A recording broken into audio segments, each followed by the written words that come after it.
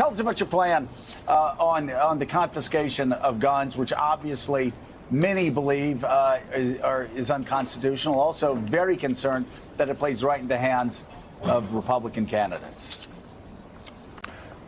To be clear, I'm not talking about confiscating anybody's guns. I'm convinced Beto lives in an alternative reality, or he just thinks we're all stupid. How do you say this? Hell yes, we're going to take your AR-15, your AK-47. And this. If someone does not turn in an AR-15 or an AK-47, one of these weapons of war, or brings it out in public and brandishes it in an attempt to intimidate, as we saw when we were at Kent State recently, then that weapon will be taken from them. And then backdoor and say you're not trying to take anyone's guns. This guy's a lunatic. But I do think that for those weapons of war, AR-15s, AK-47s, these were designed and sold to the militaries of the world to kill people on a battlefield. And there are more than 16 million of them in America. And we've seen the devastating effect that they can have in Dayton, Ohio, or El Paso, Texas, or Odessa, not too far from where I live. Those must be bought back, or else each of them are an instrument potentially of terror in this country. And Beto talks about the AR-15 like it was this secret squirrel military weapon that leaked to the American public, and we've been buying them on the black market ever since. If there are 16 million AR-15s in America, they clearly were designed to be used by civilians. Hell, they've been marketing them to the public since the 60s. What are you talking about? And it is literally terrorizing and terrifying people throughout America. More than 80% of Hispanics in Texas fear that they will be a victim of a mass shooting attack like the one that we saw in El Paso, Texas. Hey, you, come here. Yeah, you, come here. I want to tell you something. Want to know what terrorizes people way more than AR-15s? Hammers. Yes, you heard me right. I said hammers. More people die from being hammered to death than they do from AR-15s. And not just by a little bit either. It's almost double. But Joe, that's just part of a larger plan to reduce gun violence with universal background checks, red flag laws to stop someone who has a firearm that may harm themselves or someone else, and then ending the sale of these weapons of war to our fellow Americans. I think combined doing all of that, we will significantly reduce gun violence in America and save thousands of lives every year. No, you won't. Not even a little bit. Let's say you ban and confiscate the AR-15s. Over 80% of gun violence in this country is committed with handguns, and less than 1% of gun violence is committed with AR-15s. So even if you got rid of all the AR-15 deaths, that's less than 1% of the population of people. And that's assuming the people doing the shooting with the AR-15s wouldn't just use a different type of gun. No one, and I mean no one, can name one case where universal background check would have prevented a shooting. Not just a mass shooting, but any shooting. The irony about the red flag laws is they've actually gotten people killed. These laws have nothing to do with saving lives. It's about disarming the population. I just don't understand why people don't see that at this point. You literally have this man saying it to you. So, Congressman, so let me ask you, let's say I have an AR-15. I bought it legally 5 years ago. I'm a law-abiding citizen. You want to buy it back as President of the United States. I say no. You give me other incentives. I say no. I bought this legally. I'm keeping this. I live on a ranch. I need it for protection. What would you do then?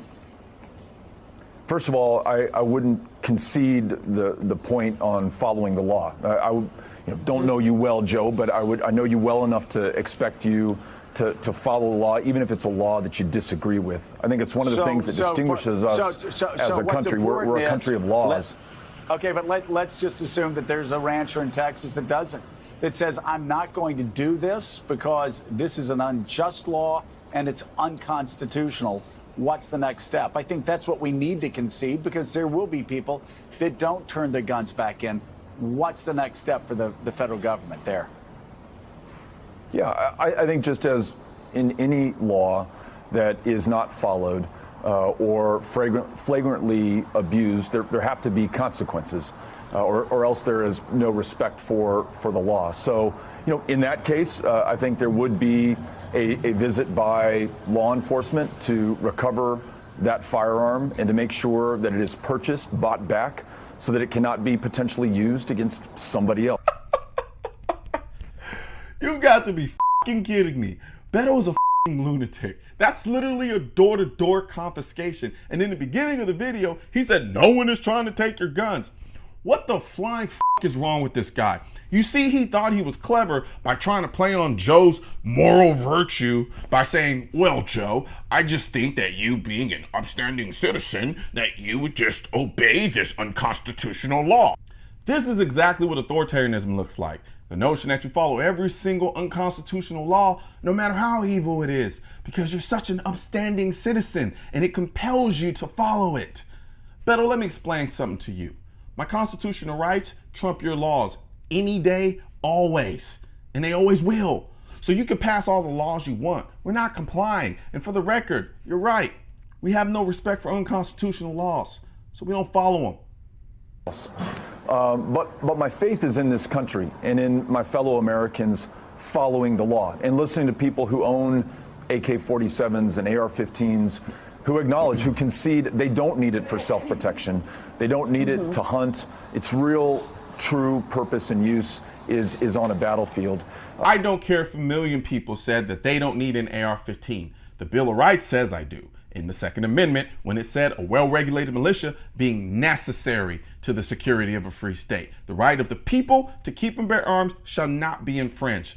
You just said with your own mouth that the AR-15 is designed for the battlefield. Thus, if we have to preserve this free state against a tyrannical government, foreign or domestic, that means America will now become our battleground. And guess what that means?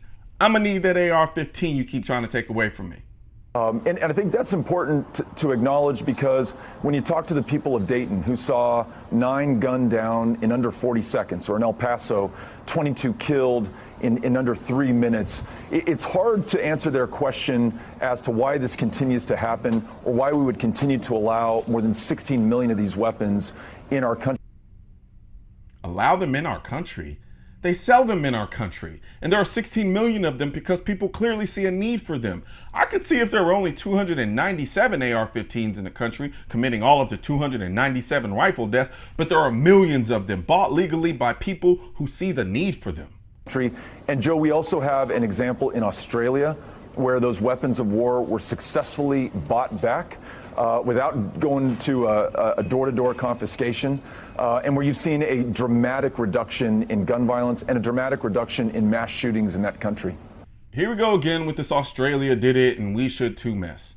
Australia has always had low crime, way before the ban of the guns, and with over 16 million guns in the US, people, please explain to me how our homicide rates have been falling since the 90s. We have more guns now than we did before, but yet our homicide rates continue to fall. Hell, we have the most guns in the world. By Beto's logic, the US should be leading the world in gun deaths, and yet we don't. We're not even close. Please stop with this Australia comparison nonsense, because it's fraudulent. For the record, in Australia, it wasn't a buyback, it was a mandatory buyback, i.e. confiscation. They don't have a Second Amendment in Australia. You're more than welcome to run for office in Australia, but keep that government oppression shit out of our country. Thank you, but no thank you, Francis. Right now, there's a culture war against the Second Amendment, which is why I need your help spreading our message to counter their message. You can do this by leaving a comment, sharing this video, and click the bell and subscribe button. Let my voice be your voice, and let them know you want to keep America tactical. Because the right to keep and bear arms shall not be infringed wasn't a suggestion, it was a directive. Also, if you're wondering where to get your I will not comply, I lost all of my guns in a boating accident, the AR-15 is protected by the Second Amendment, and your state-specific Keep America tactical shirts, click the links in the description section of this video.